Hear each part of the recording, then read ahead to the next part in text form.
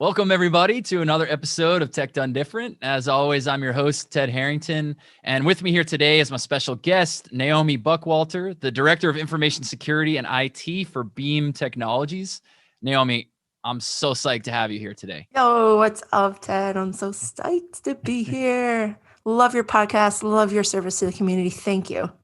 Well, that is mutual. You're like one of the top people I love following on LinkedIn. You're always calling it how it is, and that's what we're gonna do today. We're just gonna call it. Oh my gosh. And it's so funny. Like, I thank you, but I haven't even started saying the things that are really bothering me. Like, I haven't talked about anything about diversity, women in technology and security. Like, I've never even touched on that. Just wait. Like, give me a chance and I will start talking about that. How angry that makes me, right? Do you want to talk about that right now? I don't know I want to right now. Like, Okay, I do, fair but I enough. don't. But let's just kind of work our way towards that point in time where I need to be more angry, I think. Like, right now I'm feeling good, but just one little thing can tick me off. Like, I'll hear something, somebody said something about a story that happened to them, and I'm like, I can't believe they would have the balls Yeah, to say that. Can I say balls on your show? you sure can. I just did, I guess. Balls. I can't believe you have the balls to say that to somebody who is also a professional. Like, how dare you? And definitely as a female, I understand. I understand why it happens, but what I don't get is how women are okay with it. Like, we don't tell people that this is happening, and then we don't help each other get through it. So it's just crazy. Well, when you are ready to explore that conversation, I want you to hit me up and come back on the I'll show. give you the hand signal. Yeah, I'll give you the explore bat signal. But this is a good, I think, entry point into one of the many topics that you and I were talking about going into, which is like, let's talk about literally the note that I wrote down is let's talk about all the things our industry is doing wrong. Ooh. So that I don't know if I'll have enough time for the whole list, but where should we start on that? I mean, if I was to ask you, of the list of all the things that our industry is getting wrong, what's the first thing that you would want to mention on that list? I would love to mention that we are losing the fight against cybercrime. And I think a lot of us don't realize this, where, we work in our day-to-day job and we just see that we're okay. Like, we're not getting breached. We have no problems. So we only see the little silo that is our job, but we're not getting our heads out of the sand and looking around us and then seeing the statistics and seeing the horror stories and seeing the lives that are impacted with these cybercrimes that are happening. And so just our industry doesn't know we're losing. And I don't know about you, Ted, but like, I hate being on losing teams. Like, if you play any sports like I do, like, I literally cannot play on a team that only wants to lose or like is okay with losing. I just can't. Right. It's the same thing with my personal life. If I'm at a job and I feel like the company isn't doing too well, like, goodbye, see ya. Right. I want to play with winners. Like, I just want to be with winners. I hear you on that. Yeah. So do you think it's that we don't know, and I'm using the collective we, but is it that people don't know that we're losing, or it's that we know it's happening, but we're not doing the right things in order to become a winning team? Yeah, like, so it's like a team within a team. So our larger team is losing, but within our little micro teams where we're working in our cybersecurity teams, we feel we're fine, right? Like, our SOC's doing great, our application security is up to speed, we're all buttoned up there, compliance is looking great. So like, we in our minds think it's fine, but we don't see the forest for the trees. Like, we're not looking above and just taking a look at how we're doing together as a collective. So for sure, like, there are issues, and it's just sticking within your little realm and what you know, and having the bias of your little scope. I'm sure there's a scientific term for that. I just don't know what that is. Sure. You're talking about community right now, really this idea that like we're all on the same team, even if we might not necessarily know it, or if we know it, we're not necessarily working towards it. So how do we solve that? Because I mean, the competing problem, the resource constraint is that there's not enough time, money, person power, et cetera, for anyone to really be successful, even within their little microcosm. So, but we also need to make sure that we're working with these other groups sort of on the same mission. How do we unpack all of that? That's pretty complex. Yeah. Like, what's the first step towards change, isn't it? Like acceptance or something. I don't even know what there's like different stages of acceptance. There's like, hey, acknowledge that there's a problem. I think that's the first step. And so if we all take a look at what's going on around us, we are having this come to Jesus moment where we're having major breaches every other weekends. And it's crazy where we're like, okay, that's just going to happen. That's totally fine.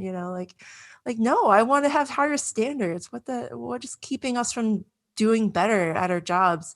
And when you take a look at some of the smaller issues that feed into the larger issue of losing, the smaller issues are things like, we don't play well together as a team. Like we fight amongst each other. Like think about any team that has failed in the history of sports. You take a look at them and they have terrible leadership. They have terrible players who just want to play for themselves. They might be individually rock stars and they're amazing, but together they are terrible and they don't have that team chemistry. Think about all the great winning teams that are just underdogs. You're like, how did you win? Your team is made up of scrappy people who don't have any, athleticism or whatever. Like pick any team that was an underdog and you'll see that they just have this great team chemistry. And what we need is that team chemistry, but we don't have it because we're constantly fighting and we're disagreeing on things that are really factual things. Like it's based off of data. There's statistics everywhere. There's studies everywhere that show that we are losing, and there are reasons for it. And there's just a lot of us who refuse to see that. I hear you on the chemistry aspect for sure. I mean, yeah, there's endless sports metaphors to support that. So if we think about, you mentioned a few elements to the problem, right? The team chemistry, maybe some people are playing for themselves, maybe poor leadership. Those obviously all interact with each other, but maybe let's focus on each component piece. Where do we think that leadership is failing in terms of in the broad security community?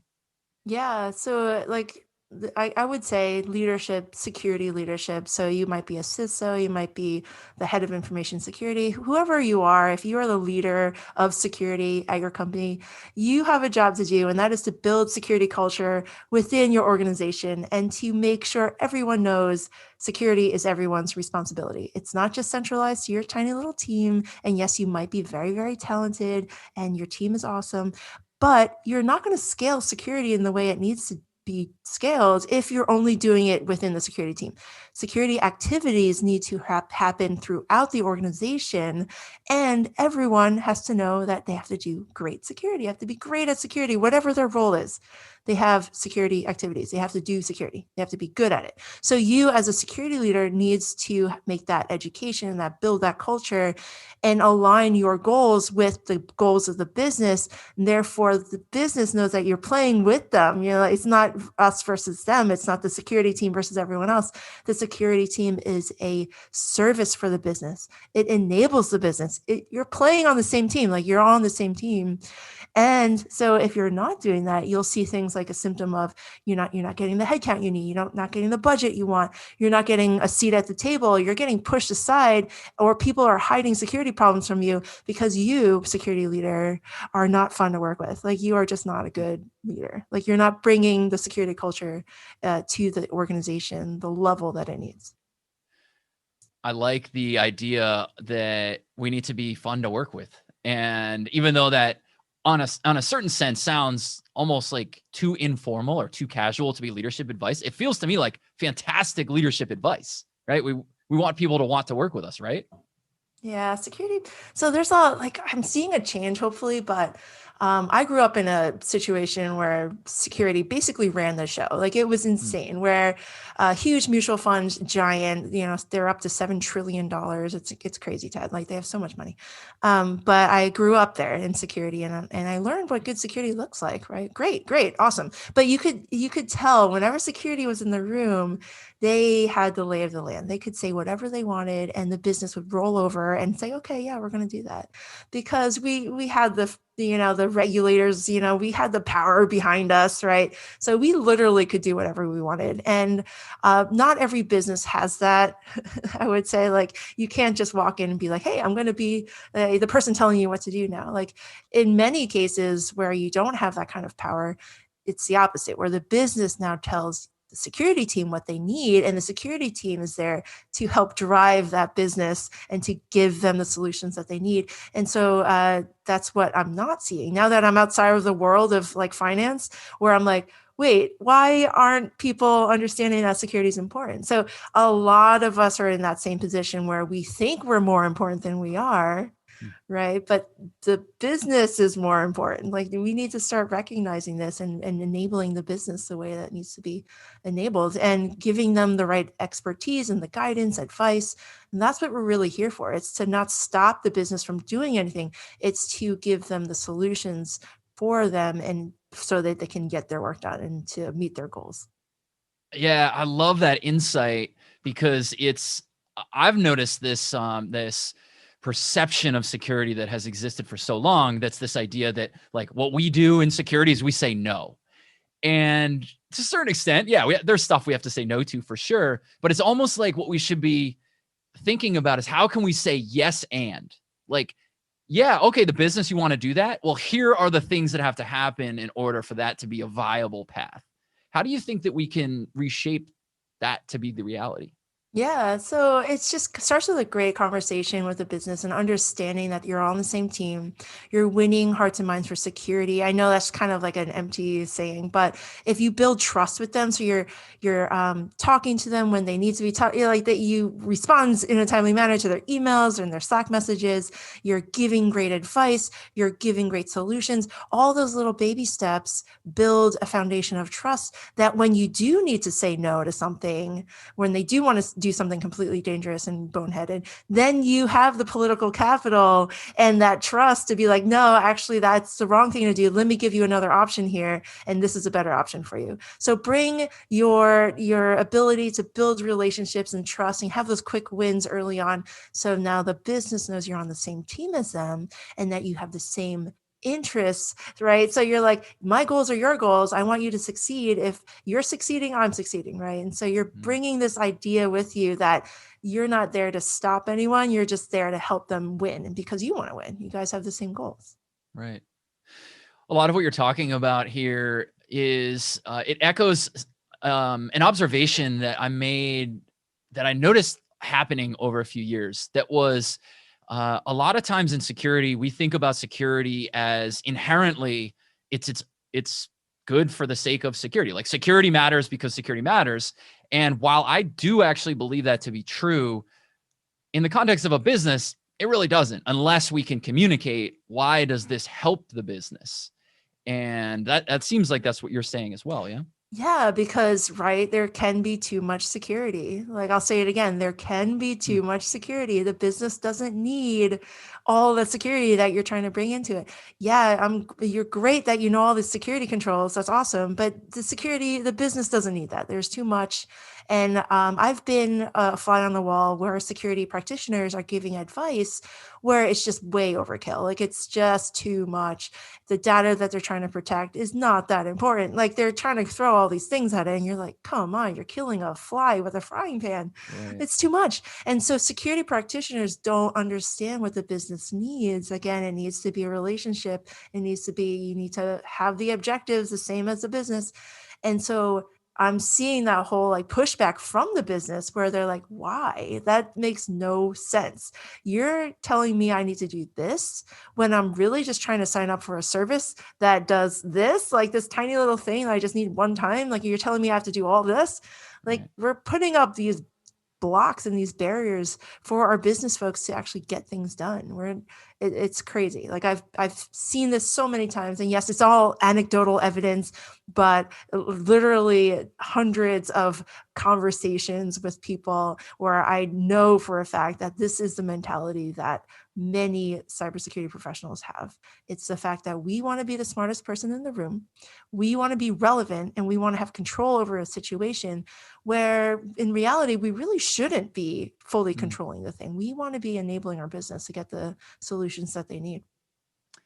I love it. And you're talking about this idea of we should make ourselves easy to work with. And it's really funny hearing you mention that because that's something I totally believe in as well. And I advocate it over and over and over again. And a funny thing happened the other day when the producer of our show, Lauren Quinn, there was something I was asking her to do that was the harder way. And it was like, I can't remember what all the details were, but she goes to me, she's like, she was very polite, very respectful. But she says, Ted, just to confirm, you would like me to do it this way. That to me seems like the harder way. You want me to do the easier way, right? And it was like so professional and objective. And I was like, wow, this is incredible. Yes. I need that. Don't do it the way I just said it. It was awesome. You want me to do it the easy way, right? Yeah. That works. I like that. I love it. I'm going to steal that.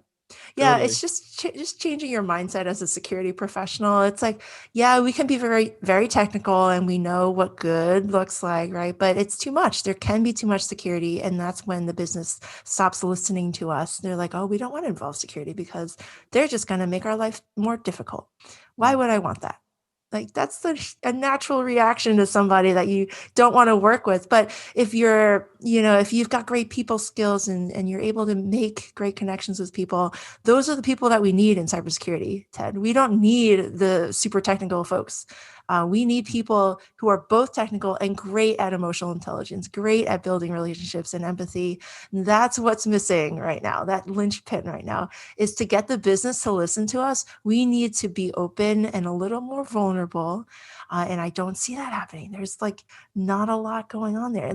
And so I'm a huge fan of statistics, right? I can rattle off a bunch, but I think the latest statistic out there is like only 25% of cybersecurity professionals are women.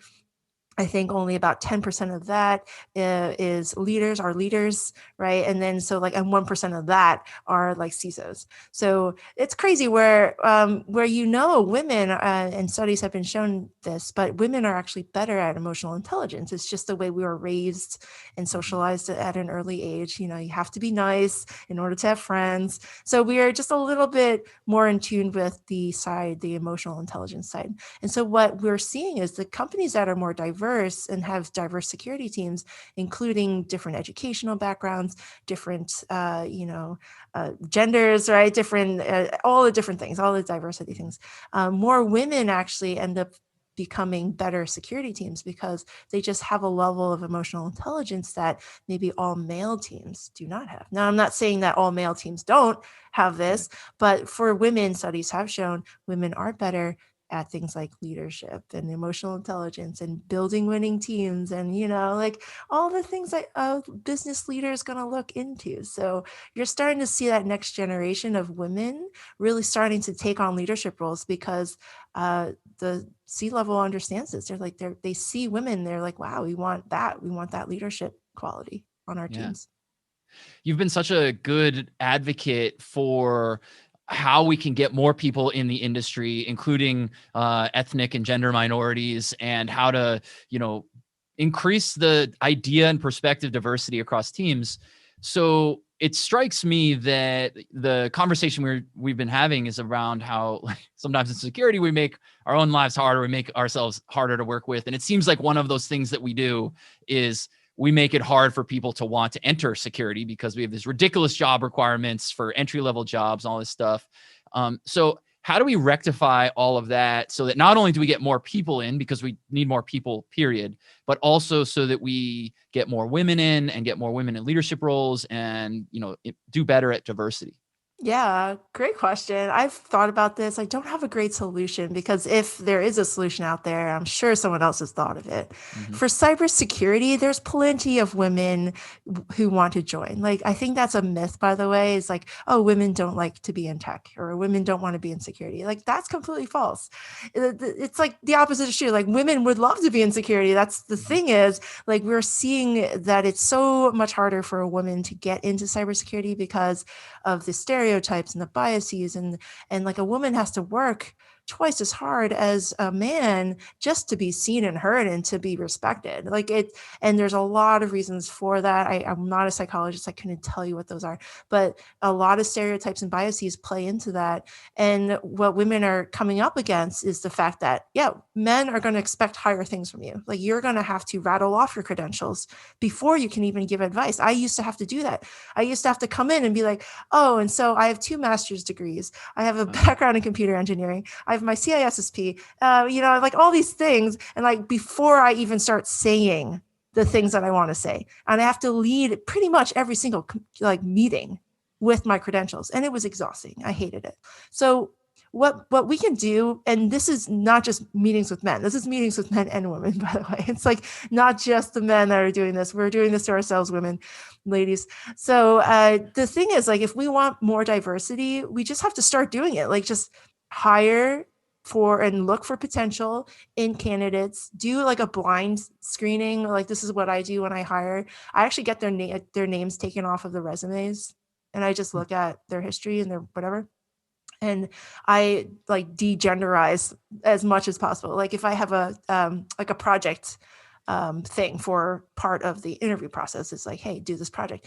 I make sure that they're given a number, not a name. Like this is number one's submission. Like, so I'll look at number one. And so I can never tie it back to a certain person and then have that like little thing in my head that says like, oh, a woman wrote this and therefore I'm going to have lower expectations or whatever. Oh, or a Black person wrote this, so I'm going to have different expectations. So like I know I have stereotypes and biases. I know that because I've been on this earth for 4 decades. Like I understand what's going on. And so I try to like stop that from happening on purpose because I know I have those triggers. And so like little steps like that, it's like, hey, take the names off of their resumes when you review them. Get your HR team to be like, hey, just scrap the names, scrap where they live, scrap their zip code, because yes, zip code can be tied back to like wealth and stuff like that. So scrap all that information on the top and just put a number on it and be like, hey, I really like number 3. Right. Let's get them a screening call. Like, I love number 7. Let's talk to them. I like that. And then you don't have names associated. You don't have biases. And that's just one really easy way of me finding the right candidate and not really caring who it is. And like my last position that was open was an internship where I was looking for someone with no technical background. I was looking for someone with just the passion and the hunger and like the intelligence. Right. So what I did was got rid of the names. By the time the final round happened, it was 3 women and 1 man. The man was a veteran, very, very smart man. There was a student, there was a career changer, and then there was an opera singer. Like there's so much going on there where I'm just like, and I ended up getting the opera singer, no technical background. She's kicking butt. She's doing amazing.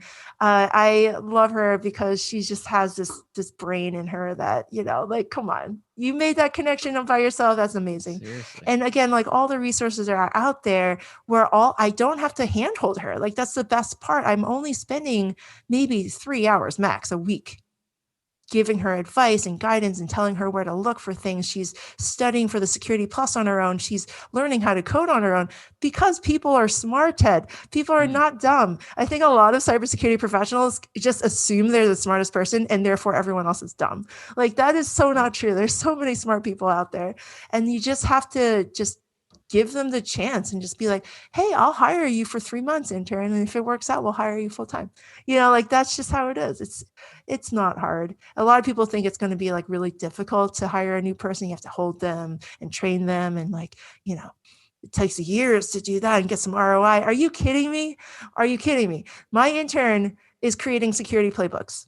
She created one her first week. And she knew nothing. All I told her was like, here's a framework that you want to follow. What would happen if a laptop gets stolen? Let's write a playbook for that. Okay, here's what a playbook is, and go ahead. And she killed it. I'm like, come on, man, that's so easy. Let's go. And then we're just going to get more and more difficult from there. You have immediate ROI. There's junior level tasks. And I'm going on a rant here now. I'm getting a little angry. There's junior level tasks in every single domain within security. Like, think about it. Do you need 5 years of experience and a CISSP to be a SOC analyst? No, you actually do not. You do not need a CISSP to be a SOC analyst. I'm not knocking on SOC analysts. I appreciate SOC analysts everywhere. People do a great job. But do you need a CISSP and a 5 years of experience and a master's degree to do GRC? Like, you do not. There's so many junior level tasks sprinkled throughout security that you can very easily fill a plate with lots of things for a person, for sure. I'm done. Well, please don't end. No, we definitely share a passion for that type of hiring. We at our company, we call them aptitude hires, where we find someone who's smart and capable, and we're like, we'll teach you the security stuff. We can't teach you mindset. We can't teach you hustle. We can't teach you desire to learn. We can't teach you how to be a good, maybe we can teach some aspects of being a teammate, but the tactical skills, those can be learned. And Those so can I'm be glad to learned. hear that, that echoes your experience too. Oh my gosh. Yeah. And this is not even the first time I'm doing this. Like, it's like, I Yeah. know it can be done because I've done it. But I even went more extreme. Like my first intern ever had a little bit of IT experience, right? A little bit of help desk. Great. We can work with that. This time I purposely hired for someone with literally no tech background, literally coming out Intentionally. intentionally Wow. just to see if it can be done. And it can be done. Trust me. That will be a really interesting case study when I believe you that it will be able to be done. But once you have the sort of like success metrics to say, I Yeah. intentionally Yeah. hired a person without these capabilities, fast forward a year, here's what Yep. this person did. Yep. Yeah. That's gonna be awesome. I'm not trying to make her into an experiment or anything because I already know that she can She's do like, oh this. man. But she's already been here for 2 weeks, already making the right connections, reaching out to the right people. I haven't had to hold her hand. The fact that she is a great communicator, understands how security, what it's supposed to be, is an enabler, right? So I'm teaching her from the ground up what good security looks like within an organization and how we're here to enable the business and not to stop. So she shadows me for the rest of her time. The time that she's not working on a project or learning about security, she's shadowing me and watching me give advice and guidance and, sitting in on meetings where I'm just the person, asking the right questions and giving the answers, at certain times. So she's learning what good security looks like. And that's what I want. I just want to build like a generation of security professionals who have seen security done the right way versus the way I was raised in security, which is literally security got to do whatever it wanted. And then me taking that mindset and then moving it into a business that was like the complete opposite now, and me trying to apply that same mindset. I'm like, wait a second, nobody's listening to me. Why? So that's what happened there, right? I was very like in a bubble of this is what good security is, but also like we had way too much power at that company for sure. So once we find smart people, irrespective of experience, we hire them, we bring them into the organization.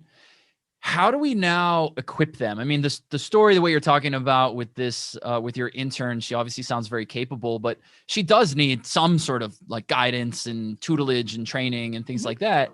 How do we help these smart people become smart and capable security professionals? Oh yeah. So it does take the right teacher. I want to say like not everyone is meant to do this. So if you're here listening, you're like, oh, I've always wanted to be a teacher, or I find it really easy to explain difficult technical concepts to someone who doesn't understand it. Like you would be a great teacher. You'd be a perfect person to do this.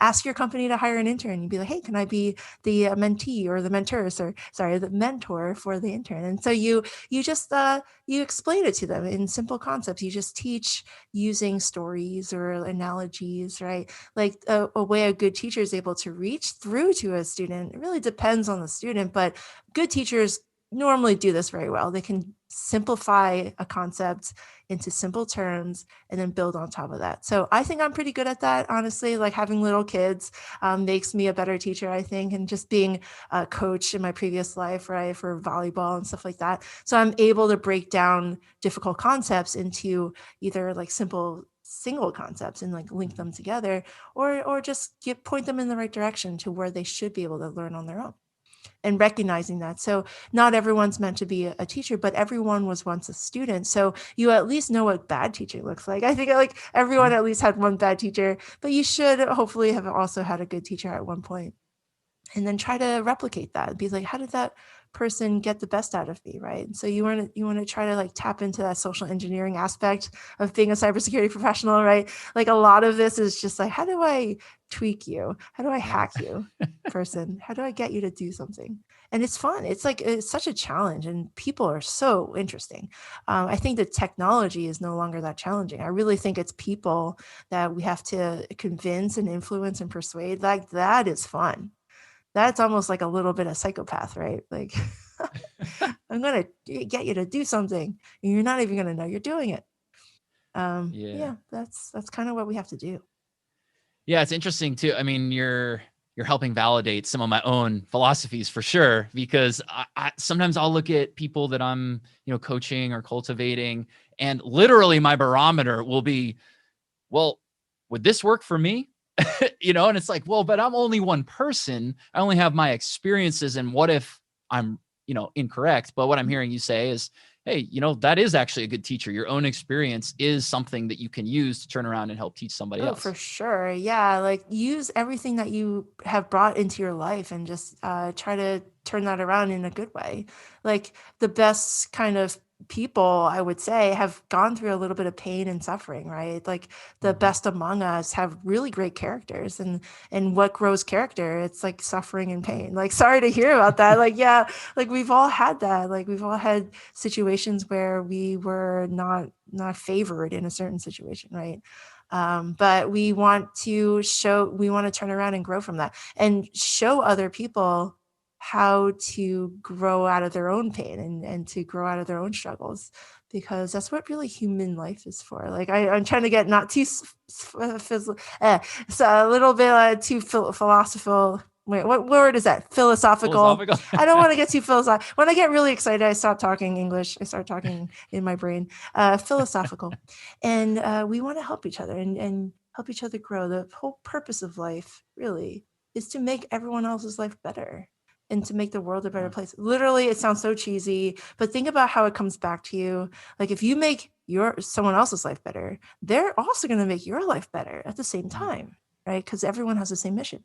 And so if we're doing that well, we will have a world that is really nice to live in versus this whole capitalistic society where like it's the corporations ruining our lives, right? Like we're in such a terrible place right now.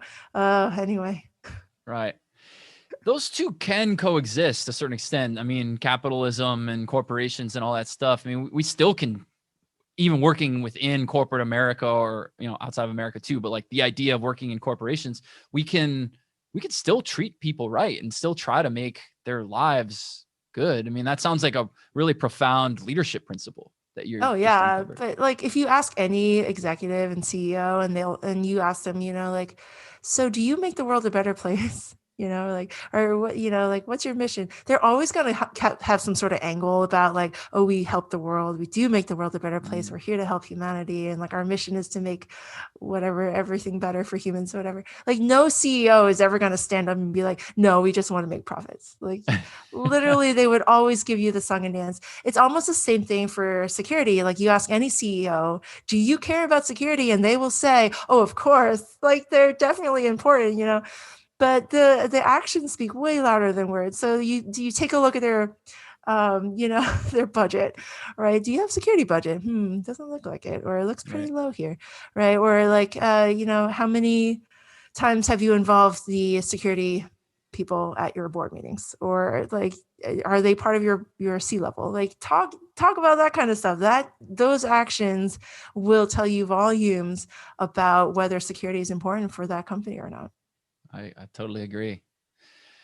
So I could talk to you all day and the next day and the next day. Unfortunately, we do run out of time at some point. But as we wrap up our time here today, is there anything that you wanted to leave our audience with or announce that's coming up, or anything that, any parting wisdom? Yeah, awesome. So thanks for asking. I am starting a nonprofit. It's called Cybersecurity Gatebreakers. It'll be available coming soon. I'm still trying to work on it, like spending some time there. Cybersecuritygatebreakers.org. I am now focusing on the demand side of the equation, where there are plenty of people trying to break in, but not a lot of hiring managers convinced that it's the right thing to do. So Cybersecurity Gatebreakers will provide guidance on how to hire an intern, what to do with an internship program, why you should be hiring entry-level people with no technical experience, and busting some of the myths out there, because no, you do not need a super duper computer science-y foundation in order to do cybersecurity. It is a myth, because I know, because I've done it, where you don't need a deep dive knowledge into all things computers and technology. Like, you don't need that. You can start small, you can have immediate ROI, and all those things will be available. Cybersecuritygatebreakers.org. Love it. Well, thank you so much for all the wisdom and insight. I've enjoyed everything about this conversation. So you're amazing. Thank you for Thanks, being Todd. here. You're amazing too. I love your book. And everybody else, if you want to learn more about Naomi or request to appear on the podcast yourself, just go to tedharrington.com/podcast, and we'll catch you next time.